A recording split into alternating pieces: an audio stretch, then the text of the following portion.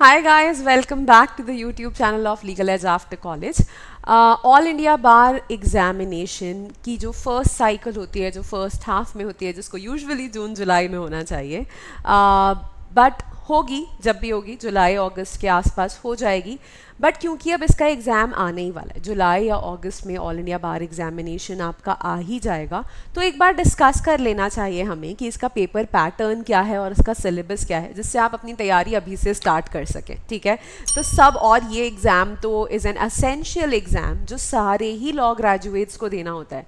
तो जितने भी आपके फ्रेंड्स हैं, जितने भी लोग लॉ ग्रेजुएट्स हैं, सबके साथ जाके इस वीडियो को शेयर करो, because all India bar examination is the essential qualification for you to become an advocate and this is a must exam जो आपको देना ही पड़ता है. ठीक है, तो डिस्कस करते हैं इसका पेपर पैटर्न और सिलेबस. राइट, लाइक करो इस वीडियो को और सब्सक्राइब करो इस चैनल को. ठीक, पेपर पैटर्न जो आपका है, पेपर पैटर्न एंड सिलेबस दोनों ही चीज़ों पर बात करेंगे. तो काफ़ी वैसे काफ़ी सिंपल सा ही आपका ये पेपर होता है.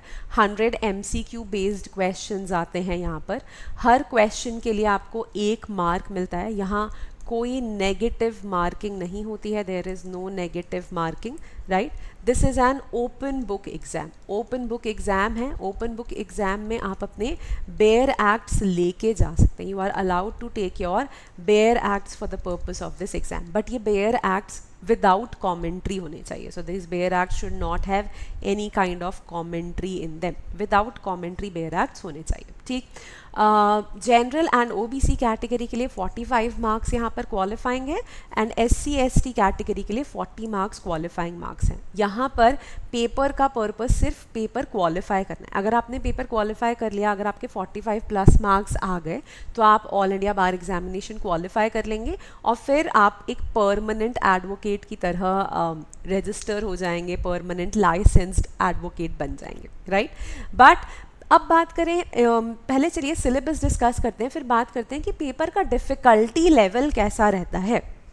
राइट, तो सिलेबस में क्या है, आपके कॉन्स्टिट्यूशनल लॉ आता है 10 मार्क्स का, IPC एंड BNS मिला के. तो लास्ट ईयर से इन्होंने IPC एंड BNS कर दिया है, तो IPC एंड BNS मिला के 8 मार्क्स का आता है.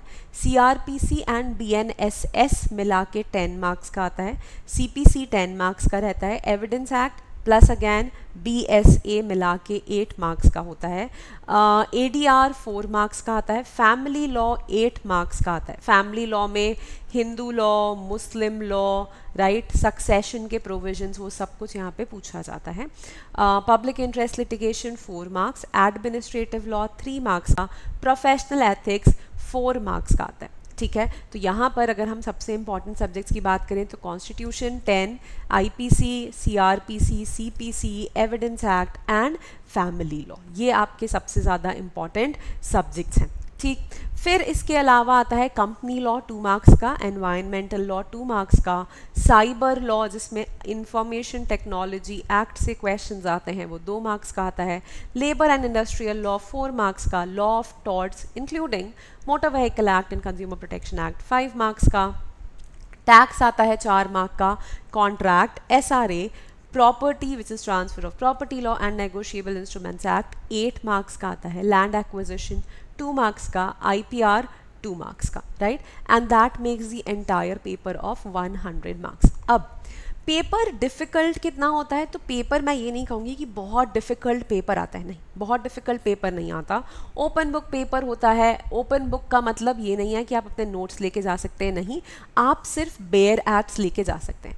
पर फिर भी अगर आपने अपने कॉलेज में लॉ अच्छे से नहीं पढ़ा है, then this paper can become difficult for you. Right, क्योंकि 19 सब्जेक्ट्स ऑफ लॉ ये आपसे पूछ रहे हैं. 19 सब्जेक्ट्स में से ये क्वेश्चंस पूछते हैं. ठीक है, 19 सब्जेक्ट्स में से मिला के 100 क्वेश्चंस आते हैं.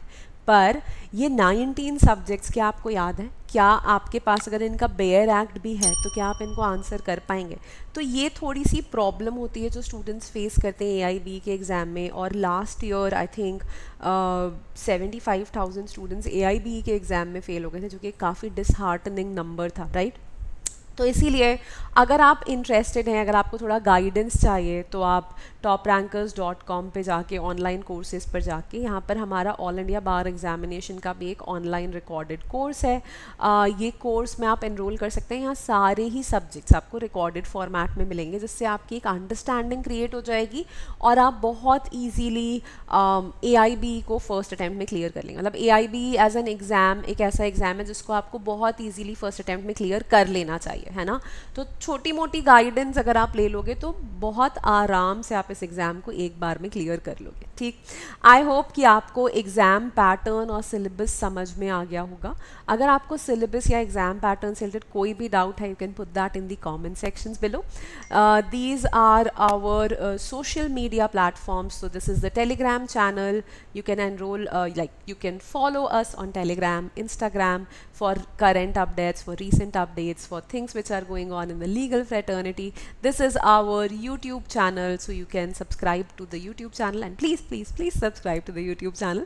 We keep on bringing very good content for you all. ये TR Law community है. In case you are interested in enrolling, in case you are interested in the batch, then you can call this calling number. This is the email address, and this is our website. We also have certain other batches for LLM preparation. If you are preparing for LLM, UGC NET preparation, law officer exams such as IBPS, SEBI grade A, etc. If you are interested in any such thing, you can visit our website. I hope the video was useful for you all. Please like, share and subscribe. Take care of yourselves. Bye bye.